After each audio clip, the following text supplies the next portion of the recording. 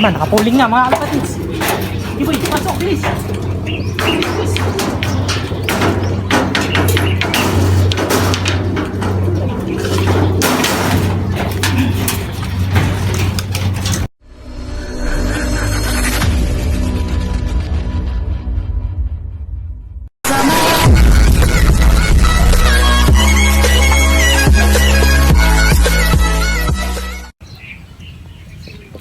Yo, what's up mga kalapatids? Welcome back dito sa Jeffrey Love TV.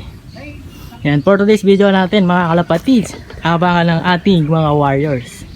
So, heto na nga yung pinakahihintay natin mga kalapatids. So, super fan race ng ating BBC Club. Ayan, first lap ng ating super fan race. At nag-entry tayo ng isang warrior natin, si Blue Bar natin na hen.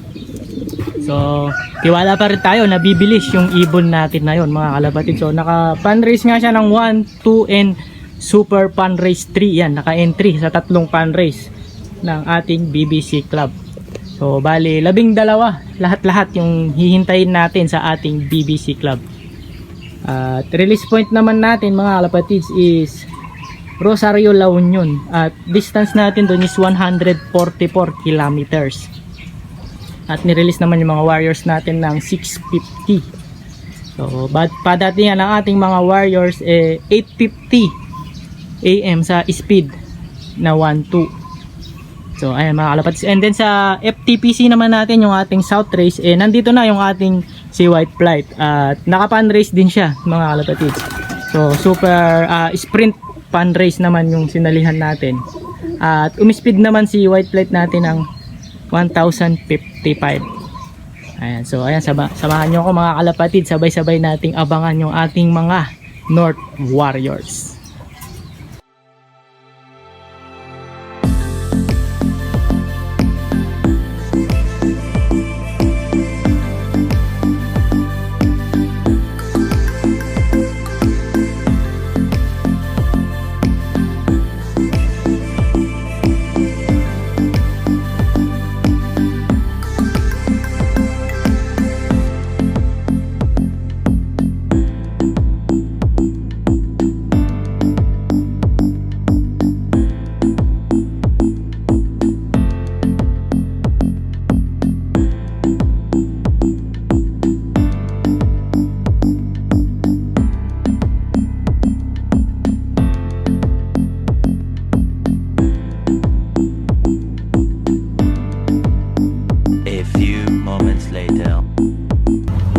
Na, may ibon na tayo mga kalapatids.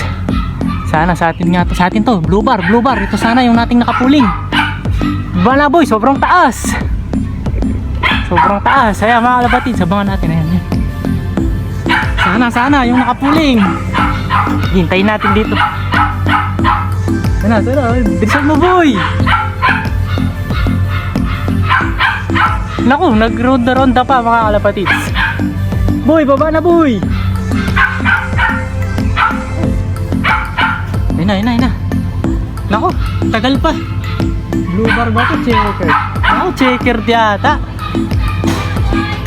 Ay, dalawa na ibon natin mga kalapatids. Nagronda pa.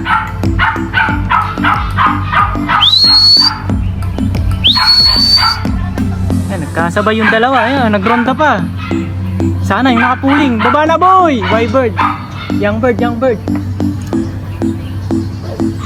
Ayun na. Sana.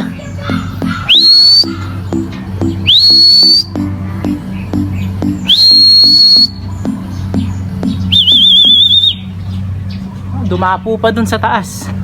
Ito na mga kalapatids. Nagdadatingan na. May 3 na tayong ibon. Bibilis. 1-2 speedan. Alang ayaw bumaba.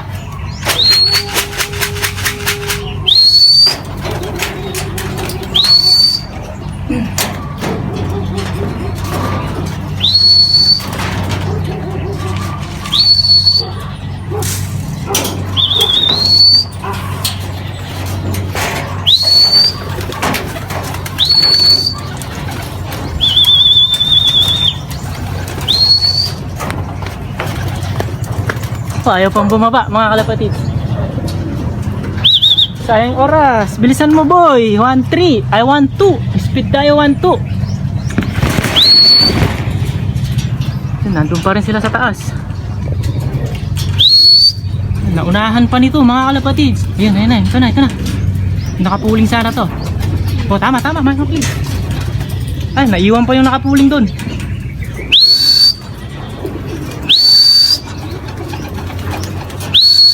Baba na boy.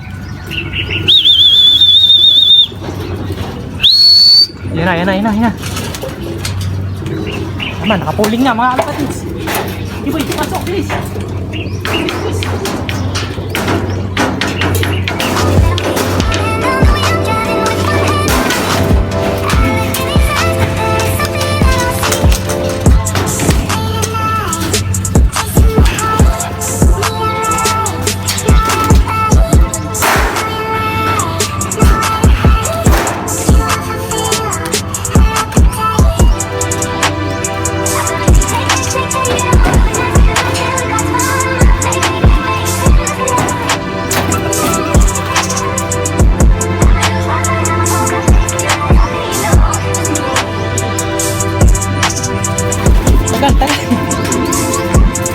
Loading ko. Tagal. Lock ko muna. Yun, welcome back mga kalapatids. So ayan, nagpapaba lang ako ng inis mga kalapatids. So dahil nainis ako kanina mga kalapatids. Aga ng ibon natin, aga niyang dumating. Pero yung clocking natin ayaw mag-clock. Yun. Nasa 1-3 pa ba yung speedan ng ibon natin mga kalapatids. Kita nyo naman sa video natin na nasabi ko 1-3, 1-2 yung speedan ng ating warriors. So sayang, naka super fan race itong ibon natin. Nakasali sa 3 fan race. At ayun, so kung susumahin mga kalapatids, maaari nasa number 1 pa tayo dito sa ating cluster. Maring mataas yung ranking natin dahil nasa 1-3 yung speedan mga kalapatids. Pero yun nga, ayaw mag-clock. Halos 20 minutes ang nakalipas mga kalapatids. Dun lang siya nag-clock. So yun, nabubwisit ako kanina. Kaya nagpapaba lang muna ako ng inis. At hindi ko na namalayan, kumpleto na pala yung mga warriors natin mga kalapatids. Nandito na lahat. So napakaganda ng naging speedan ng mga warriors natin. Kaya lang yun nga, yung first bird natin na naka-fan race hindi natin na-clock ng maayos dahil nga ang pangit ng pigeon mga kalapatids, ayaw niyang i-receive yung ating clock. So yun, napakasayang ng ating speed kanina dito sa ating ibon. Pero ganun pa man thankful pa rin tayo at kumpleto mga warriors natin. So medyo na-stress din itong mga warrior natin, itong mga warriors natin. So heto, tingnan. Taas yung balahibo mga kalapatids. Pero dalawa lang naman itong nakataas, ito, tsaka yung brown natin. Ayan, pikit-pikit. And then ito naman mukhang payat na payat. Ito ang ating kapatid ni Big Boy. So hanggang mamaya ibabantay-bantayan ko sila mga kalapatids. Pero yun nga yun. Yung first dropper natin, ayun. And then nasa na yung isang hen natin. Ito, napakalakas ito. Yung dalawang hen mga kalapatids. Sila yung first dropper natin. And then sumunod naman yung ating Bastin.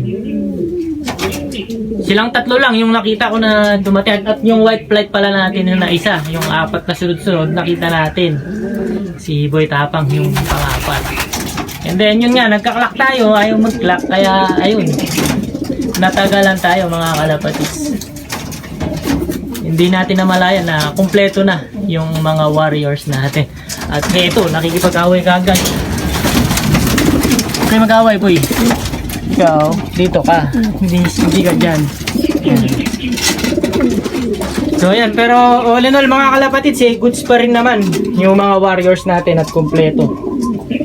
So sana lang mabago yung system nila mga kalapatids. Kasi nga, hindi nila ma-accommodate kapag kasabay-sabay yung clocking.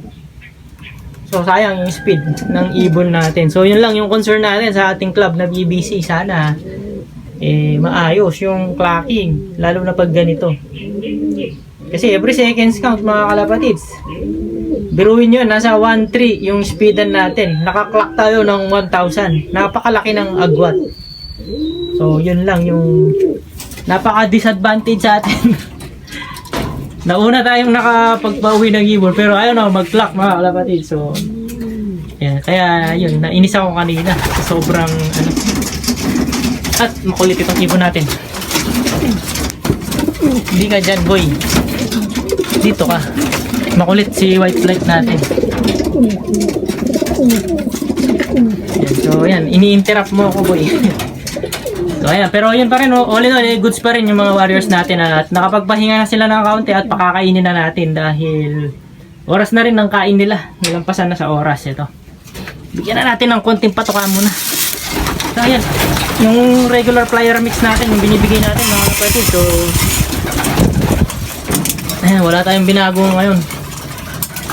At masigla naman sila kumain. Yan, indication na goods pa rin sila mga kalapatids. Pero babantay-bantayin pa rin natin sila.